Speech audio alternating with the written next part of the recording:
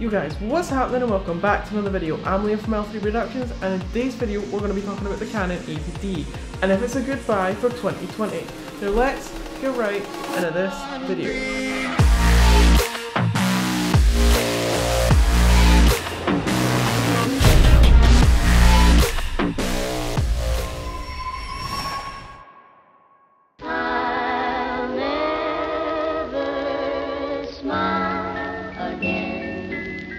Until I smile at you,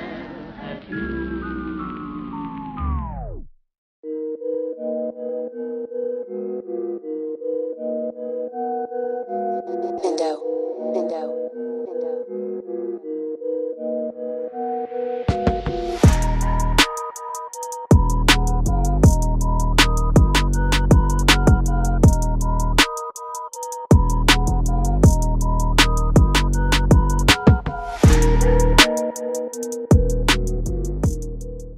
So, the Canon 80d is such a workhorse camera. It can be used for many different things, and I love it that much. I bought two.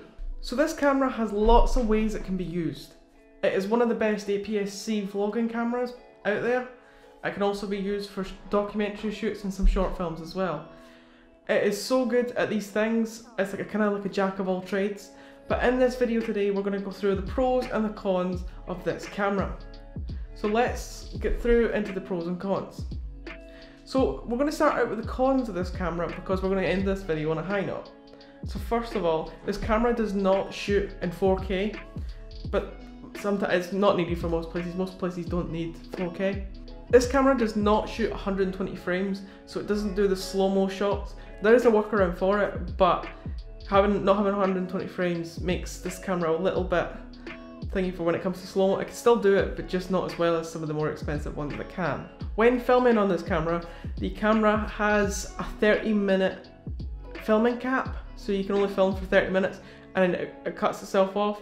It's due to some other regulations, but basically this camera has it and most cameras do, but this camera, I just thought I'd put it in there, this camera does do that. And this camera has a 1.6 crop because it's an APS-C sensor, but don't let that fool you, this still has a lot of good things. So let's move on to the pros of this camera. This camera shoots 1080p absolutely amazing.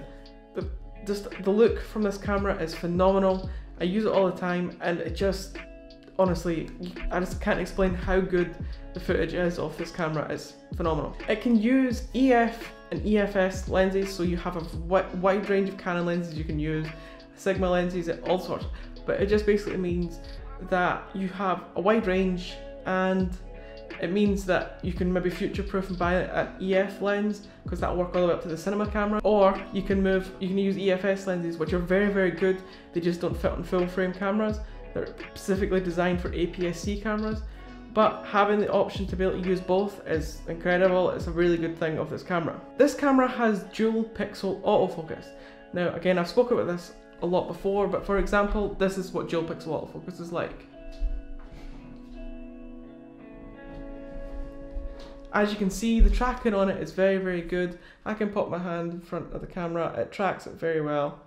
There's no issues. It's not slow, it's fast, it's responsive, and it's one of the best autofocus systems out there. It's absolutely incredible, and especially when it's on a gimbal or something, it's very reliable. You can use it. It will save you in a pinch. We cannot not mention the flip out screen. It's very good for that. You can use it for vlogging, you can also use it for many other things as well. But having the flexibility of being able to flip the screen out and twist it in almost every direction, there's not a place where you can't not see what you're filming, and there's no limitations with it apart from it can be quite small, but other than that, it's absolutely phenomenal. This camera can shoot in 24 frames. I know this sounds a bit strange me bringing this up, but 24 frames is for cinematic footage. So get the most cinematic look out your camera for like headshots, interviews, all that kind of thing. And so a lot of cameras, for example, like at first the 90D didn't even have 24 frames, which was shocking. I couldn't believe that. But the RP, again, before updates, because people were getting thingy about it, even the RP didn't have it at first. But this has had it ever since it's came out. It's phenomenal, it's good to have it, and it makes you be able to make your cinematic shots. This camera has the Wi-Fi function, basically where you can use your phone as basically like a shutter remote. You can change all your settings on your phone and you can easily quickly transfer from your camera to your phone instantly if you're in a pinch and you need just a quick photo. It does do that as well, which is very, very good.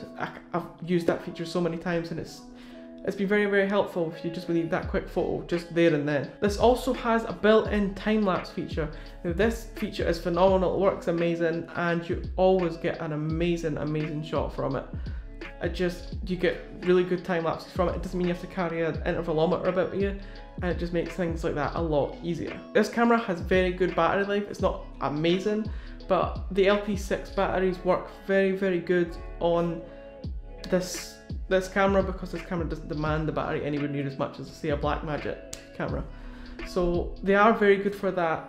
Also make sure you have plenty, but if you're just going out taking photos, that'll last you all day, no problem. If you're taking videos, are a wee bit more demanding, but you take a couple of them, you're set. Honestly, this camera for battery life is actually very, very good. This camera can basically be took anywhere. This camera is small enough that you can get in a lot of places without people complaining it. You could take this anywhere, you could take it rock climbing, whatever, as long as you obviously protect it and stuff, but it'll film anywhere. It will be good in lots of different weather conditions, and it should never fail you that way anyway. It's very, very good. You can literally take it in trees and sand and dust, anywhere, and it will actually survive. It's just phenomenal that way. I can definitely say this camera is definitely built to last, because it is very durable. I feel like I just really mentioned those two bits together. This camera is very durable and it can basically be took anywhere. I mean, the actual body itself isn't weather sealed, but if you buy weather sealed lenses, I'm sure you'll be able to get away with it. But again, even without it, it's still very, very good, and you could take it almost anywhere. Honestly, it's that good. To not state that obviously this camera is a few years old now, but all those amazing features that I did mention, all those pros that I did mention, it makes this camera basically a steal. You can get this camera, if you look in the right places, for roughly about £550 to £600, which is absolutely incredible.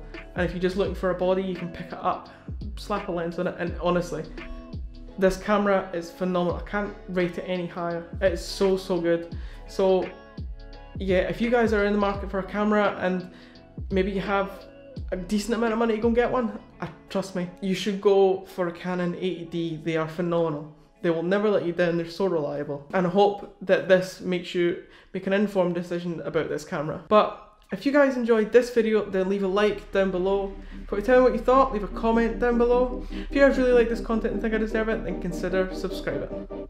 But you guys are awesome, and peace.